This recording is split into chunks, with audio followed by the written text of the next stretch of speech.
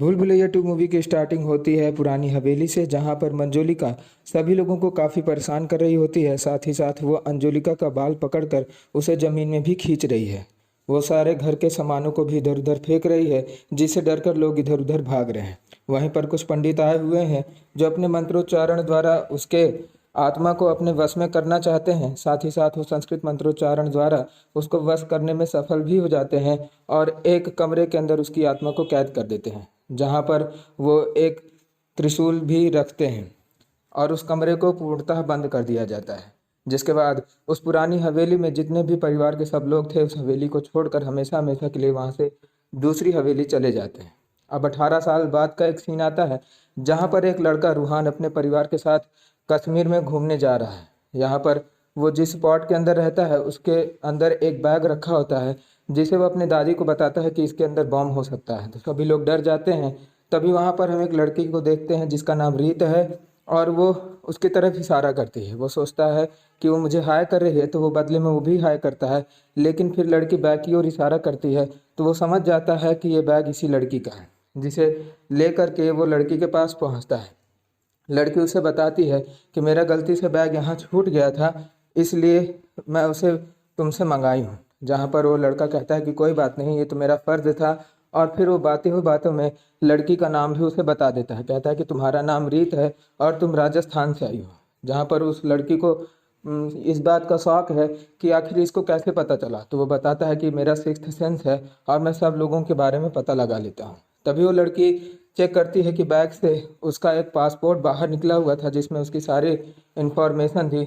और वो समझ जाती है कि ये कोई सिक्स्थ सेंस नहीं लगा रहा है, बल्कि इसने मेरा नाम पढ़ लिया है। जिसके बाद वो वहाँ से जाने लगती है। तभी उसके पीछे फिर से रूहान आ जाता है और उसे फ़ोन देने के लिए कहता है। जहाँ पर वो लड़की कहती है कि अब तुम्हें मेरा नंबर चाहिए होगा। तुम लोग क्या सोचते हो कि किसी भी लड़की से अगर तुमने मदद कर दी तो तुम उसका नंबर पा जाओगे, और उसके ऊपर काफ़ी नाराज़ हो जाती है। जहाँ पर रूहान कहता है कि आप गलत समझ रही हैं, तो वो उसके हाथ से फ़ोन खींच कर ज़मीन में फेंक देती है। तो रूहान हंसने लगता है और कहता है कि वास्तव में आपका ही फ़ोन था और मैं इसे वापस आपके पास लाया था क्योंकि आप इसे भूल गई थी। जहाँ पर वो फ़ोन चेक करती है तो उसे फ़ोन नहीं मिलता। अब इसके बाद वो दोनों बस में बैठ रहे होते हैं, जहाँ पर रूहान उसके बारे में और भी डिटेल्स बताने लगता है। वो लड़की कहती है कि ये मुझे डिटेल सब पता है, क्योंकि तुम्हारी तरह मैं भी फेसबुक चलाना जानती हूँ और तुमने मेरा फेसबुक अकाउंट से ही सारी इन्फॉर्मेशन निकाली है। तभी उस लड़की के पास उसकी भाभी का कॉल आता है, जो उससे पूछती है कि तुम्हारी शादी होने वाली है और तुम अभी तक घर क्यों नहीं आई हो। तो वो बताती है कि मैं जल्दी ही घर आ रही हूँ, मैं रास्ते में कुछ काम से फंस गई थी। अब इसके बाद रूहान उससे बातचीत करने लगता है, जहाँ पर वो रूहान का भी फेसबुक अकाउंट निकालती है और फिर उसके बारे में सब कुछ सर्च करके उसके माँ बाप का नाम उसे बताती है और कहती है कि देखा कितना आसान था, जैसे तुमने मेरी डिटेल्स निकाली वैसे मैं भी तुम्हारी सारी डिटेल्स निकाल ली, इसलिए हमारे तुम्हारे में कोई फ़र्क नहीं है। जिसके बाद वो दोनों कॉफ़ी पीने जाते हैं। तो रूहान उसके बारे में पूछता है कि तुम कहाँ से हो और तुम यहाँ क्यों आई हो। तो वो बताती है कि मैं यहाँ एमबीबीएस करने आई हूँ और मैं राजस्थान में रहती हूँ। जहाँ पर वो पूछता है कि क्या तुम कश्मीर में होने वाले एक अलग तरह के फेस्टिवल को देखना पसंद करोगी। जिस पर वो लड़की बताती है कि मेरे पिताजी थोड़ा स्ट्रिक्ट हैं और अगर मैं सीधा घर नहीं पहुंची तो काफ़ी नाराज़ होंगे, क्योंकि उन्होंने मुझे एमबीबीएस करने भेजा है और तब से मैंने कहीं भी घूमने टहलने की जिद नहीं की। मैं सीधे घर जाती हूँ और वहाँ से वापस अपने काम पे ही रहती हूँ। जिसके बाद वो चंडीगढ़ वाली बस से वापस जाने के लिए सोच रही होती है, लेकिन तभी रूहान उसे रोक लेता है कि तुम्हारी ज़िंदगी कितनी सैड है यार। अगर तुम 4 साल से अपने लिए 4 दिन की भी खुशी नहीं निकाल पा रही हो तो क्या खाक खुशी निकाल पा रही हो। जहाँ पर वो उसे कहता है और बार बार इंसिस्ट करता है कि चलो हम लोग इस फेस्टिवल को देख के आएँ। जिसे चंडीगढ़ वाली बस से वो लड़की अपना सामान बाहर निकाल लेती है और फिर रीत और उसके साथ रूहान उस फेस्टिवल को देखने चले जाते हैं, जहाँ पर वो दोनों गाना भी करते हैं। और इसके बाद रूहान और रीत वहाँ से जब वापस आते हैं तो उन्हें पुलिस ऑफिसर मिलता है, जिससे वो पूछते हैं कि आखिर क्या हुआ। तो पुलिस ऑफिसर बताता है कि चंडीगढ़ की जो बस जाने वाली थी वो नीचे गिर गई, जिसके अंदर बैठे सारे लोग मारे गए। इसे सुनकर उन दोनों को काफ़ी दुख पहुंचता है, क्योंकि वो भी उसी बस के अंदर बैठने जा रहे थे। आज उनकी जान भगवान ने बचा ली। यही सब की सूचना देने के लिए रीत अपनी बहन त्रिशा के पास फ़ोन करती है, जो ठीक से नेटवर्क ना होने के पास है। त्रिशा को उसकी आवाज़ समझ नहीं आती। जहाँ पर तृषा उसके होने वाले पति सागर के पास पहुँचती है और कहती है कि मैंने भगवान से मनाया था कि रीत तुझसे दूर रहे और मैं तुमसे शादी कर लूं, लेकिन मुझे ये नहीं पता था कि मेरी बददुआ उसे इतनी लगेगी कि वो अपनी जान से हाथ धो बैठी थी। दरअसल वो सभी रीत को मरा हुआ समझ लेते हैं और ये सोचते हैं कि रीत शायद मर गई है, लेकिन रीत ये सभी चीज़ों को अपने कानों द्वारा सुन रही थी। जहाँ पर उसे काफ़ी दुख होता है, लेकिन वो अपनी बहन की खुशी के लिए वापस अब घर जाना नहीं चाहती। ये सभी बातें वो रूहान से बताती है कि देखो, मेरी बहन मेरे होने वाले पति को पसंद करती है, लेकिन मैं अगर घर गई तो मेरे पिता मेरे से उसकी शादी करा देंगे और मेरे बहन का सपना अधूरा रह जाएगा। मैं उसे दुख में नहीं देखना चाहती। साथ ही साथ वो रूहान से मदद भी मांगती है और कहती है कि क्या तुम मेरे साथ भानीपुरा चलोगे, जहाँ पर रूहान उसके साथ चलने के लिए रेडी हो जाता है। अब रूहान और उसके साथ रीत उसी पुरानी हवेली में, जो कि 18 साल से अभी बंद है, वहीं पहुंच जाते हैं, जहां पर रीत उसे पूरे घर का माहौल दिखाती है। शुरुआत में जब रूहान उस घर के अंदर घुस रहा था तो चीज़ें काफ़ी अजीब हुई थी, क्योंकि वहां पर एक बिल्ली भी उसके ऊपर गिर गई थी, जो कि एक अशुभ संकेत था। लेकिन रीत उसे घर के अंदर लाती है और कहती है कि भूत जैसा कुछ नहीं होता, लेकिन गांव के सभी लोग इस घर को भूतिया मानते हैं। मैं कुछ नहीं मानती, क्योंकि मैं साइंस पे विश्वास रखती हूँ और मुझे इन सब चीज़ों से कोई फ़र्क नहीं पड़ता। लेकिन मन ही मन रूहान इन सभी चीज़ों को देख करके और वहाँ के विभत्स वातावरण को देख करके काफ़ी डर रहा था अंदर ही अंदर, लेकिन वो अपने आप को पावरफुल समझाने के लिए ना डरने की एक नाकाम कोशिश करता है। साथ ही साथ वहाँ पर रीत उसे अपने घर के अंदर सभी चीज़ों से परिचय कराती है। वो उसे सभी चीज़ों को दिखाती है कि कहाँ वो बैठती थी और उसके भाभी उसके सर पे तेल लगाती थी। ये सभी चीज़ें होती रहती हैं। तभी वहाँ पर एक छोटा पंडित आता है। वो पंडित जब हवेली की तरफ देखता है तो हवेली में रोशनी जलती रहती है, जिसे देखकर वो काफ़ी डर जाता है, क्योंकि उसे लगता है कि मंजोलिका फिर से बाहर आ गई है। और यही सूचना देने के लिए वो बड़े ठाकुर के घर पहुंच जाता है, जहां पर वो ठाकुर साहब से बताता है कि मंजोलिका बाहर आ चुकी है और वह हम सभी लोगों को जिंदा नहीं छोड़ेगी, क्योंकि मैं अभी अपने आँख से उस घर के अंदर रोशनी जलते हुए देखकर आ रहा हूँ। जिससे उसके सभी लोग उस घर के अंदर जाने की कोशिश करते हैं और सोचते हैं कि मंजोलिका अगर सचमुच में बाहर आ गई है तो ये हम लोगों के लिए दिक्कत है। इधर हम देखते हैं रीत को, जो कि रूहान को एक झूला दिखाती है और कहती है कि बचपन में मेरे पापा मुझे इसी झूले में झुलाया करते थे, जिसे देखकर वो काफ़ी भावुक भी होती है। और इधर ठाकुर साहब और उसका सारा परिवार उस हवेली के अंदर आ जाता है, जहाँ पर छुपने की जगह ना होने के कारण वहाँ रूहान एक कुर्सी में बैठ जाता है। जब वो रूहान से उसका परिचय पूछते हैं तो रूहान बताता है कि मुझे यहाँ पर रीत की आत्मा लेकर आई है। जिस बस में मैं सवार था मैं गलती से बच गया था, लेकिन रीत मर चुकी थी और फिर वो मुझे बार बार उसकी आत्मा परेशान कर रही थी कि इस जगह आओ, इस किले के अंदर आओ, क्योंकि मैं बचपन से ही मुझे भूत प्रेत की आत्माओं से बातचीत करने का बहुत बड़ा एक्सपीरियंस है और मैंने उस पर महारत हासिल की है। जहाँ पर वो उन सभी को पूरी तरह से यकीन नहीं होता है कि ये झूठ बोल रहा होगा, और वहाँ पर एक छोटा बच्चा उसे लाठी से मारता है कि इस पर यकीन नहीं किया जा सकता। लेकिन रूहान को सभी कुछ रीत के परिवार के बारे में और उसके बारे में पता होता है, जिसे वो अपने मुंह से बोलता है तो सब लोगों को यकीन हो जाता है, क्योंकि वो जानते थे कि एक अपरिचित व्यक्ति कभी उनके परिवार और उनका नाम नहीं जानता होगा। इसे सोचकर वो उसे अपनाने की कोशिश कर लेते हैं, लेकिन रीत का फादर जो ठाकुर साहब होता है वो उसे सचेत करता है कि अगर तुमने झूठ बोला तो तुम्हारे लिए अच्छा नहीं होगा।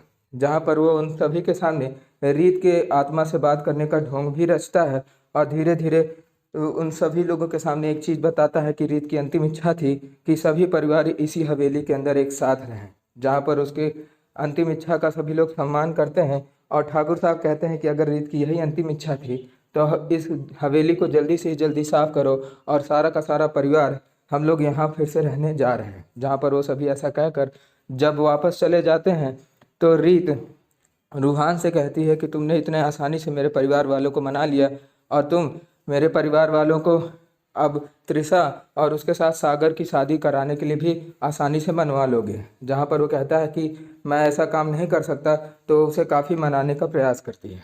अब नेक्स्ट डे में सभी लोग जब परिवार के अंदर आते हैं तो रीत का चौथा मनाते रहते हैं। जहाँ पर ये सभी चीज़ों को देख कर रीत सोचती है कि परिवार वाले काफ़ी दुखी हैं, इसलिए वो रूहान से कहती है कि जाओ तुम इनका ध्यान भटकाओ।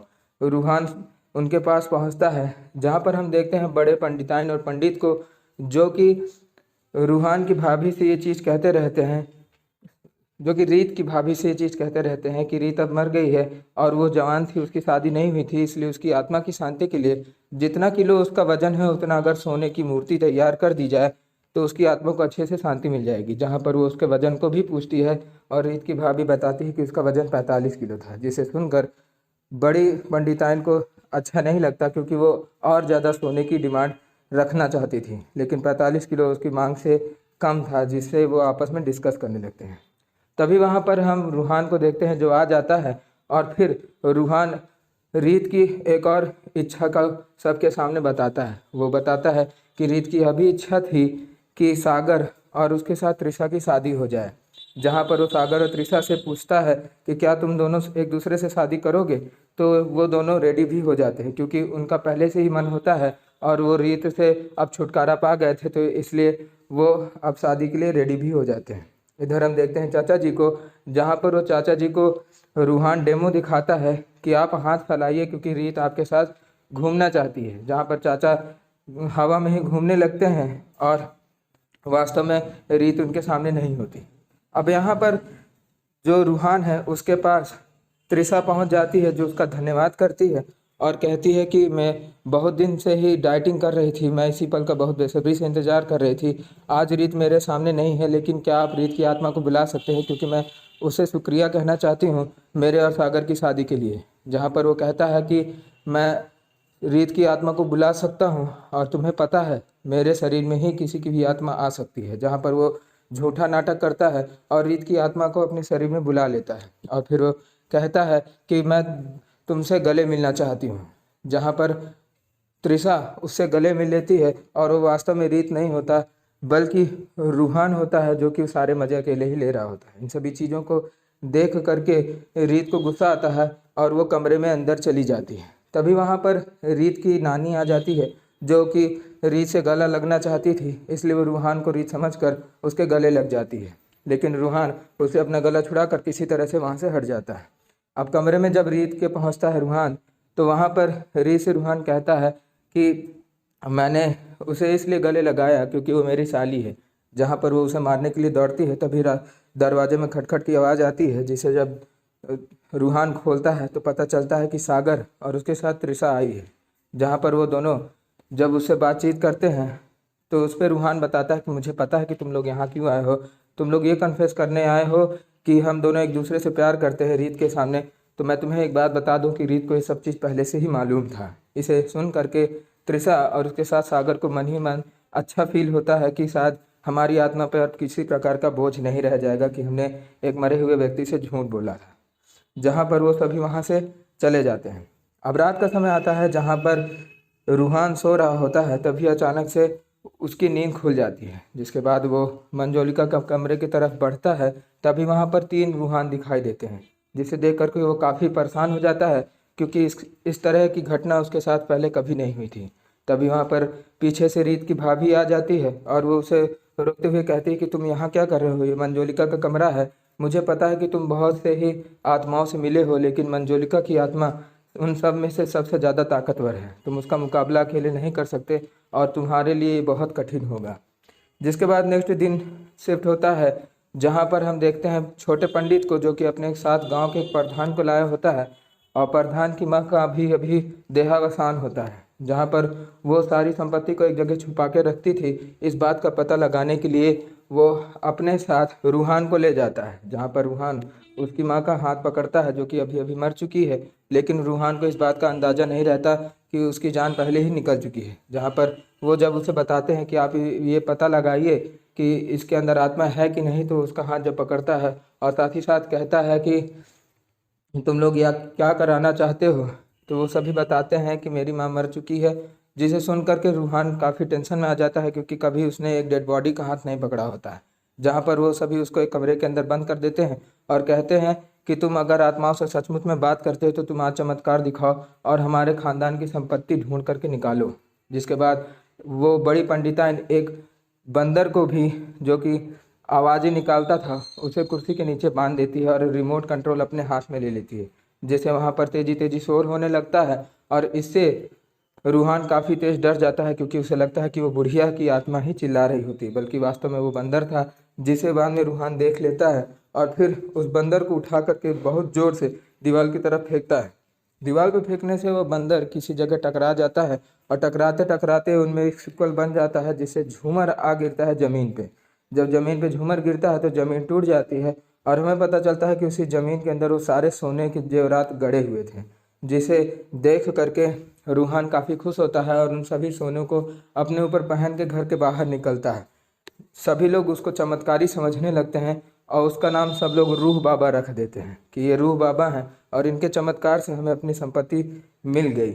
जहाँ पर वो रूह बाबा को सादर नमन करते हैं और सभी लोग उनके लिए एक स्पेशल पोशाक भी बनाते हैं जो कि काले रंग की होती है, और रूह बाबा धीरे धीरे उस पोशाक को पहनकर सबका कल्याण करने लगते हैं। इधर जो बड़ा पंडित था उसकी दुकान पूरी तरह से बंद हो चुकी थी, जो अपना रेट धीरे धीरे घटाता है कि हमारे दुकान पे कोई आए, हमसे कोई मदद मांगे, लेकिन उसके यहाँ कोई आ नहीं रहा था। तभी रूहान सभी की मदद करता रहता है और वहाँ पर छोटा पंडित पहुँच जाता है और कहता है कि बचपन से ही मैं बहुत इच्छा थी मेरी कि मैं अपने पत्नी से मिलूँगा, लेकिन दुर्भाग्यवश मेरी पत्नी कुछ सालों बाद ही गुजर गई और मैं उससे दोबारा मिलना चाहता हूँ, उसकी आत्मा से बातचीत करना चाहता हूँ। जहाँ पर रूहान बाबा कहता है कि तुम उससे बातचीत नहीं कर सकते क्योंकि उसने दोबारा जन्म ले लिया है।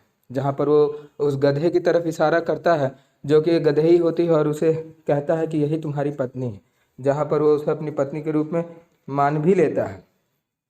अब इधर हम देखते हैं रात को, जहाँ पर रीत बाहर जा रही होती है मंजोलिका के रूम के तरफ, तभी वहाँ पर एक फुटबॉल आता है जो कि मोंटलू को रहता है। वो पोटलू जो रहता है वो रीत को देख लेता है और फिर यही सब बताने के लिए वो अपने ठाकुर साहब के पास पहुँचता है, जहाँ पर वो ठाकुर साहब से बताता है कि रीत अभी जिंदा है और मैंने उसे अपनी आंखों से देखा। ये सभी चीज़ों को सुन करके थोड़ा देर के लिए रूहान को दिक्कत होती है, लेकिन रूहान फिर सभी लोगों का ध्यान भटकाने के लिए ये कह देता है कि छोटे बच्चे भगवान का रूप होते हैं, इसलिए कभी कभी उनको जो आत्मा है वो अपने असली भेष में भी दिख जाती हैं। जहाँ पर वो उसे अपने साथ बाहर ले जाता है और फिर उसे खिड़की से नीचे धक्का देने की धमकी देकर कहता है कि अगर तुमने आज के बाद गलती से भी रीत की आत्मा को देखा तो मैं तुझे यहीं से धक्का दे दूंगा और तू यहाँ से चला जाएगा। जिसे सुनकर वो काफ़ी डर जाता है और कहता है कि आगे से मैं कभी ये सब चीज़ें नहीं देखूंगा। लेकिन फिर जब वो वापस आता रहता है तो उसे मंजोलिका के कमरे की तरफ से कुछ सुनाई देता है, जिससे वो रूहान डर जाता है और फिर वो वापस अपने कमरे में आता है, जहाँ पर रूहान अब यहाँ से भागना चाहता था और कहता है कि ये झूठ ज़्यादा दिन तक नहीं चलेगा और मुझे लगता है कि मंजोलिका खतरा बनने वाली है। जहाँ पर वो जल्दी से जल्दी उस स्थान को छोड़ करके वापस भागने के लिए कहता है, लेकिन रीत मना कर देती है और कहती है कि अगर तुम्हें जाना हो तो जाओ, मैं तो इस नाटक में मुझे मज़ा आ रहा है और मैं यहाँ से जाने वाली नहीं हूँ। जहाँ पर वो एक दोनों एक दूसरे से वादा करते हैं कि हम वही चीज़ बोलेंगे जो सही नहीं है, बल्कि मैं जो बोलूँगा हमेशा उसका उल्टा समझना। जहाँ पर वो बोलता है कि मैं तुमसे नफ़रत करता हूँ, बल्कि उसका उल्टा वो उससे प्यार करता था, ये होता है। ये सभी चीज़ें वो एक दूसरे से बोलते रहते हैं और काफ़ी एक दूसरे के क्लोज आ जाते हैं, जहाँ पर उनमें एक रोमांटिक स्टोरी भी चालू हो जाती है। अब इसके बाद जब गाना एंड होता है तो हम देखते हैं कि रूहान और साथ ही साथ रीत का चाचा दोनों ड्रिंक कर रहे होते हैं। जहाँ पर रीत के चाचा और रूहान के बीच में एक बात होती है कि आखिर मंजोलिका चाहती क्या है, और वो ड्रिंक करने ही के दौरान ही मंजोलिका के कमरे की तरफ चले जाते हैं, जहाँ पर वो कमरे के सामने लगे हुए त्रिशूल को रूहान निकाल लेता है, जिसे देख करके उसे बीच में ही अंजोलिका रोक देती है और अंजोलिका कहती है कि तुमने आज वो कदम उठाया था जो तुम्हें नहीं उठाना चाहिए था। अगर मंजोलिका आज़ाद हो गई तो हम सबके लिए बहुत खतरा बन जाएगी। और साथ ही साथ वो मंजोलिका और अपनी पुरानी स्टोरी सुनाती है, जहाँ पर वो बताती है कि बचपन में मैं और मेरी जुड़वा बहन मंजोलिका दोनों लोग अपने पिताजी के साथ एक बाहर गांव में बसने गए थे, जहाँ पर मेरे पिताजी को संगीत और नृत्य का बहुत शौक था। हम दोनों बहनें बहुत अच्छा नृत्य करते थे, लेकिन उनमें से मेरे पिताजी केवल मुझे ही पसंद करते थे क्योंकि मैं बहुत ही सभ्य थी। मेरे सभ्य होने की वजह से और पिताजी को मेरे प्रेम करने की वजह से मेरी जो छोटी बहन थी मुझसे जलती थी और इसीलिए वो तंत्र विद्या सीखने चली जाती थी, जहाँ वो काली शक्तियों की पूजा करती थी, और ये सब पिताजी को बिल्कुल पसंद नहीं था। जब मेरी बहन बड़ी हुई तो वो काली शक्तियों पे पूरी तरह डूब गई। इसके बाद मेरी बहन को मेरे होने वाले पति कुंवर साहब अच्छे लगते थे और वो उनसे शादी करना चाहती थी, लेकिन कुंवर साहब ने उसे ना चुनकर मुझे चुन लिया, जिससे वो नाराज़ हो गई। और फिर उसके बाद शादी का जोड़ा तैयार करने के दौरान ही उसने मेरे साड़ी से एक कपड़ा काट लिया और साथ ही साथ कंधे में लगे बाल को भी काट लिया, जिसके बाद वो शादी को देख करके वहाँ से वापस अपना जादू करने चली गई। एक डॉल पर वो सारे कपड़े को बांधकर और उसमें बाल को बांधकर वो जलाने की कोशिश कर रही थी, यानी मुझे मारने की कोशिश कर रही थी। तभी वहाँ पर पिताजी पहुँच गए। पिताजी उसे ऐसा करते हुए रोकने का प्रयास किया और साथ ही उसे डांटे फटकारे, जिससे नाराज होकर के मंजुलिका ने उनके पेट पर चाकू भोंक दिया और पिताजी की वहीं डेथ हो गई। जिसके बाद मंजुलिका उससे कही कि जीवन भर तुमने मुझे परेशान ही किया और तुमने मुझे डांटा ही, बल्कि तुमने अपनी बड़ी बेटी को इतना चाहा, उस चाहत पे मेरा अधिकार होना चाहिए था। इसलिए मुझे आज बहुत खुशी है कि तुम यहाँ पर मरे पड़े हुए हो। इसके बाद वो अपने मेरे ऊपर आक्रमण करने आई, जहाँ पर हम लोग उससे लड़ाई करते गए और फिर वो मेरे पति को गला दबाकर ऊपर उठाने की कोशिश करने लगी, जहाँ पर मैंने उसके पीठ पे एक छुरा भोंक दिया और फिर मंजुलिका मर गई। मंजुलिका मरने के बाद भी उसकी आत्मा ने परिवार को नहीं छोड़ा और एक दिन मैं और मेरे हस्बैंड दोनों जब टेरेस पे खड़े थे, तभी पीछे से मंजुलिका ने उन्हें धक्का दे दिया, जिसके वजह से वो ज़मीन पर गिर गए। ज़मीन पर गिरने की वजह से उनका पूरा नीचे का पैर पैरालाइज हो गया, साथ ही साथ उनकी बोलने की क्षमता भी काफ़ी हद तक चली गई। यही सभी चीज़ें जब वो बताती रहती है रूहान को, तो उसके आँख से आंसू भी आने लगते हैं। और साथ ही साथ रूहान को इस बात का भी पता चलता है कि इसी तरह घर के कुल 8 सदस्य थे जो सभी मंजुलिका की वजह से अपनी मौत को पा चुके हैं। इसके बाद हम देखते हैं कि रूहान और उसके साथ रीत दोनों कमरे से बाहर कहीं घूमने जा रहे होते हैं, जिन्हें छोटा पंडित देख लेता है और छोटा पंडित को यकीन हो जाता है कि रीत अभी जिंदा है, और इसलिए वो अपने जो गधी जिसे अपनी वाइफ समझ रहा था उसे भी कह देता है कि ये सब चीज़ नाटक था और उसने वास्तव में मुझे गधा बनाया। वो बड़े पंडित के पास पहुंचता है और उसको ले करके हवेली जाता है, जहाँ पर बड़े पंडित कहता है कि रीत अभी जिंदा है। जहाँ पर बड़ा ठाकुर कहता है कि अगर तुम्हारी बात में तनिक भी सच्चाई है तो आज मैं रूहान को वो सज़ा दूंगा जो कि किसी ने सोची नहीं होगी। रूहान का सर कलम कर दिया जाएगा। जहाँ पर सभी लोग घर के अंदर तलाशने लगते हैं रीत को, लेकिन रीत नहीं मिलती और रीत जा करके उसी कमरे के अंदर जहाँ पर मंजुलिका रहती थी उसके अंदर घुस जाती है, जिसके अंदर कोई भी कदम रखने की हिम्मत नहीं करता था। वहाँ से जब वो मंजुलिका के कमरे के अंदर चली जाती है, तब वहाँ पे हम देखते हैं कि मंजुलिका का अक्स उसके पीछे खड़ा रहता है और यही मूवी का इंटरवल रहता है। मूवी के इंटरवल के बाद हम देखते हैं कि रूहान और उसके सामने जो बड़ा पंडित है, साथ ही साथ ठाकुर साहब सब मौजूद हैं, जहाँ पर ठाकुर साहब बड़े पंडित को एक ज़ोरदार झापड़ मारते हैं और फिर उसे वहाँ से बाहर निकाल देते हैं। साथ ही साथ वो रूहान से भी कहते हैं कि हमें तुम्हारे ऊपर विश्वास है और हमें पता है कि तुम गलत नहीं बोलोगे।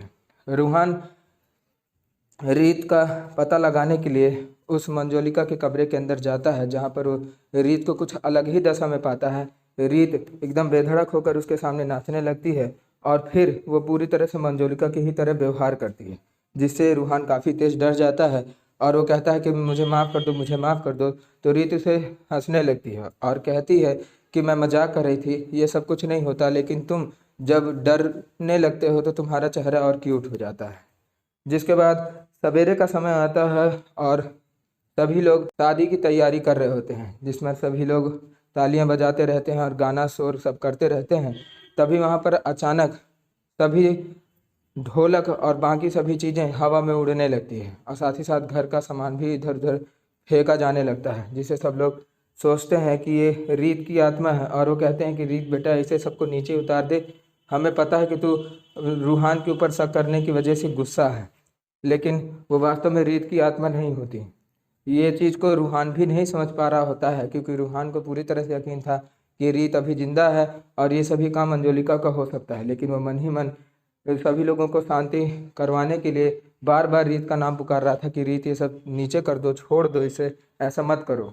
जिसके बाद हम देखते हैं कि त्रिशा को हवेली की तरफ एक अक्स जाता हुआ दिखाई देता है और वो अक्स उस हवेली में उल्टा चल रहा होता है, जिसे सब लोग देख के काफ़ी सकते में आ जाते हैं और वो सोचते हैं कि ये वास्तव में रीत की नहीं बल्कि मंजोलिका की आत्मा है। जिसके बाद वो कुछ देर बाद गायब भी हो जाती है और फिर रूहान पहुंच जाता है अपने कमरे में, जहां पर रीत उसे अचानक से मिल जाती है। रीत से वो कहता है कि मैं यहाँ से सब कुछ छोड़ करके वापस अपने घर जाने वाला हूँ, लेकिन रीत तैयार नहीं होती और कहती है कि हम लोग राजपूत लोग हैं और हम लोग किसी भी प्रकार से अपने परिवार को दुख या संकट में छोड़ करके नहीं जाने वाले। जहाँ पर वो भी एक डायलॉग मारता है कि हम लोग राजपूताना हैं और राजपूताना लोग संकट के समय में भाग जाते हैं।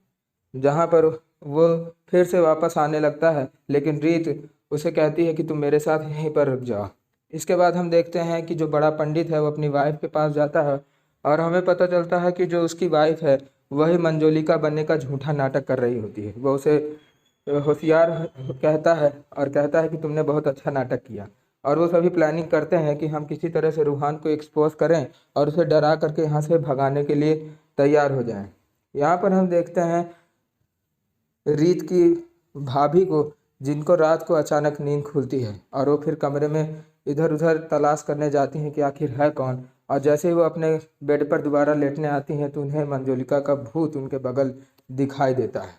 जिसके बाद वो तुरंत ही रीत के कमरे में पहुंचती हैं और वो रूहान से पूछती हैं कि मुझे पता है कि रीत जिंदा है और वो मरी नहीं, तुम झूठ बोल रहे हो।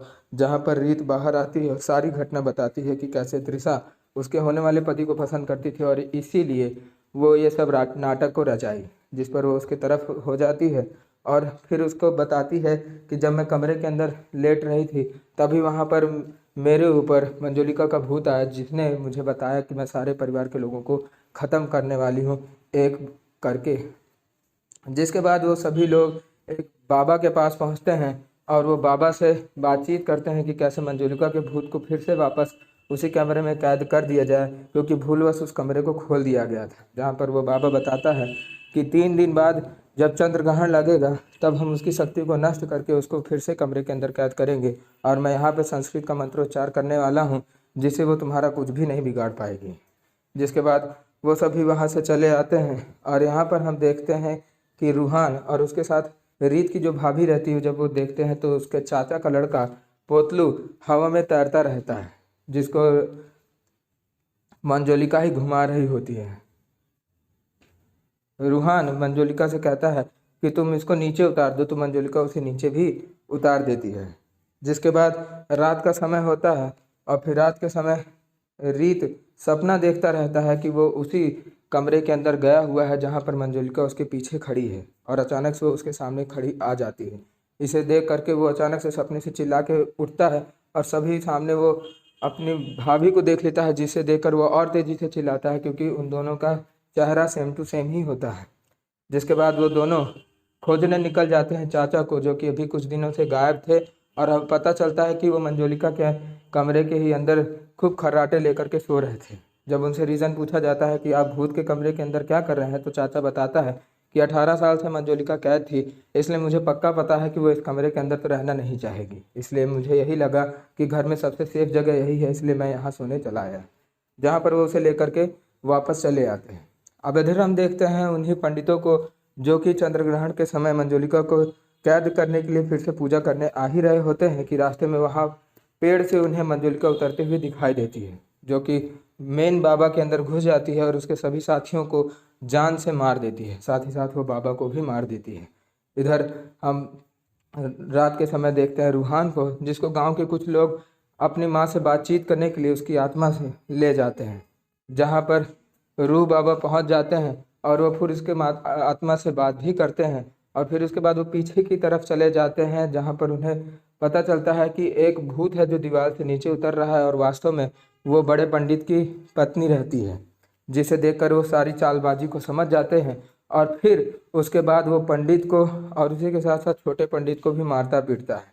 जिसे देख करके पंडिताइन वहाँ से भागने की कोशिश करती है, लेकिन रास्ते में उसका पाला पड़ जाता है असली भूतनी यानी मंजोलिका है। जहाँ पर मंजोलिका उसके अंदर घुस जाती है और फिर वो बारी बारी से छोटे पंडित और बड़े पंडित को मार के सबक भी सिखाती है। जिसके बाद वो पहुंच जाती है रूहान के पास और फिर वह रूहान को भी वहां से जान से मारने ही वाली रहती है। तभी नेक्स्ट सीन शिफ्ट होता है घर का, जहाँ पर हम देखते हैं कि बड़े पंडित और उनकी पत्नी साथ ही साथ छोटे पंडित दोनों हवेली आए हुए हैं। वो राजपूत परिवार से कहते हैं कि मेरा 64 रुपये पूजा का बचा हुआ है और हम सभी लोग ये गांव को छोड़कर हमेशा के लिए जाने वाले हैं।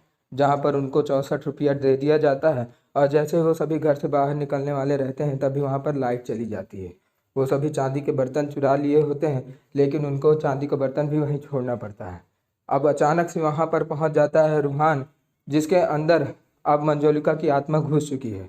वो अचानक से बहुत तेज डांस करने लगता है और जब पंडित और उसका परिवार वहाँ से भागने की कोशिश करता है तो सारे दरवाजे अपने आप ही बंद होने लगते हैं। जहाँ पर वो शुरुआत में बहुत ही नॉर्मल वे में सबसे बातचीत करता है, लेकिन जैसे ही वो ऊपर सीढ़ी में चढ़ता है तो कहता है कि यहाँ पर तुम लोग ये सब सजावट क्यों कर रहे हो। तो सब लोग बताते हैं कि तुम्हें पता नहीं कि कल त्रिशा की शादी है। तो वो सभी फूल को तोड़ने लगता है और कहता है शादी, यहाँ पे तो मातम होने वाला है। और फिर वो अंजलिका की तरफ इशारा करता है कि मैं इस औरत को जान से मारने वाला हूँ। जहाँ पर वो चाचा आता है और कहता है कि तुम ये सब क्या बात कर रहे हो। और तभी चाचा की निगाह पड़ जाती है रीत के ऊपर। वो रीत को सोचता है कि अब इसकी आत्मा हमारी रक्षा करने आई है, इसलिए वो रीत से कहता है कि तुमको क्या लगा कि तुम ही केवल आत्मा हो, हमारे पास एक और आत्मा है और हमको पता है कि हमारी जान बचाएगी। जहाँ पर रीत कहती है कि मैं जिंदा हूँ और मैं मरी नहीं हूँ, जिससे चाचा को यकीन हो जाता है कि अब उनका कोई रखवाला नहीं है। जहाँ पर मंजोलिका सबसे नाराज़ हो जाती है, लेकिन उसका मेन टारगेट जो रहती है वो अंजलिका ही रहती है। वो अंजलिका को जान से मारने की कोशिश करती है, जहाँ पर अंजलिका अपने आप को बचाने के लिए रीत के गले पर एक छुरी रख देती है और फिर अंजलिका नाम लेती है कि तुम अंजलिका अगर एक भी कदम आगे बढ़ाई तो मैं इसे जान से मार दूंगी। सभी लोग ये सोचते थे आज तक कि वास्तव में जो औरत है वो अंजलिका है, लेकिन असली में वो ऐसा नहीं रहती। जहाँ पर मंजोलिका उसके सामने आती है और वो कहानी बताती है कि दरअसल वो भूतनी जो इस समय है वो मंजोलिका नहीं बल्कि असली अंजलिका है, और जो चाकू लगाकर वो लड़की खड़ी है वो वास्तव में मंजोलिका है। दरअसल बचपन में अंजलिका जो थी उसको किसी भी प्रकार के भूत प्रेत का शौक नहीं था, बल्कि मंजोलिका का था। जहाँ पर मंजोलिका ने अपने तंत्र विद्या के माध्यम से अंजलिका का पूरा वस्त्र धारण करके वो कुंवर साहब की पत्नी बन गई थी। और मंजोलिका कुंवर साहब की जब पत्नी बन गई और अंजलिका के अंदर उसने एक ऐसा जादू किया जिसकी वजह से अंजलिका को मंजोलिका के ऊपर आक्रमण करना पड़ा, और फिर मंजोलिका ने अपने हाथ से एक चाकू उठाकर अंजलिका को जान से मार दिया। जिसके बाद वो मंजोलिका अंजलिका बन करके कुंवर साहब के साथ रहने लगी। अब इधर हमें ये भी पता चलता है कि जब ये सभी बातें कुंवर साहब को पता चल गई थी और कुंवर साहब को जब वो डॉल मिली थी तो उनको शक हुआ था कि वास्तव में अंजलिका जो है वो मंजोलिका है। और वो जब उसका असली नाम लेकर उसे बुलाते हैं तो वो उसे उठाकर बाहर फेंक देती है, जिसकी वजह से उसका पैर टूट जाता है, साथ ही साथ उसकी जुबान भी चली जाती है। यह सभी सच्चाई जब अंजलिका बताती है सभी लोगों को तो सभी लोग काफ़ी दुख में होते हैं। जहाँ पर वो एक और रात से खुलासा करती है कि मैं मंजोलिका के पास गई थी अपने आत्मा को लेकर के, जहाँ पर मंजोलिका ने मेरा अपमान किया और कहा कि मैंने तुझे बरसों पहले 18 साल से तू उसके अंदर कैद थी और सब लोग मुझे अंजलिका ही समझकर सभी प्रेम दे रहे हैं जो तुझे मिलना चाहिए था, इसलिए तू मेरा कुछ बिगाड़ नहीं सकती। अगर तुझे मुझे जान से मारना है तो तू मुझे जान से मार सकती है, लेकिन वो परिवार जो मैंने पाया है अब वो तेरा कभी नहीं होगा। और तू उन्हें क्या बताएगी कि तू असली में खुद ही अंजलिका है। कोई भी तेरी बात के ऊपर यकीन नहीं करेगा। और इसीलिए मैंने रूहान की तलाश की और रूहान के साथ मैंने बातचीत की, जहाँ पर मैंने ये चीज़ कहा कि तुम मुझसे एक डील करो कि मैं तुम्हें जैसा कहूँगी तुम वैसा करोगे और बदले में हम असली वाली मंजोलिका का सच सबके सामने ले आएंगे। जहाँ पर ऐसा ही होता है और फिर अंजलिका मंजोलिका के सारे सच को पूरे परिवार के आगे बयां कर देती है। अब ये सभी चीज़ों को सोचकर मंजोलिका वहाँ हंसने लगती है और कहती है कि मुझे पता नहीं ऐसा क्यों लगता है कि तेरी भाग्य अच्छी थी इसीलिए तुझे कुंवर साहब ने पसंद किया, लेकिन मुझे सारा परिवार मेरा मिलता रहा, अब तू मेरा कुछ नहीं बिगाड़ सकती। जिस पर अंजलिका मंजोलिका को काफ़ी मारती है और मंजोलिका हंसती रहती है।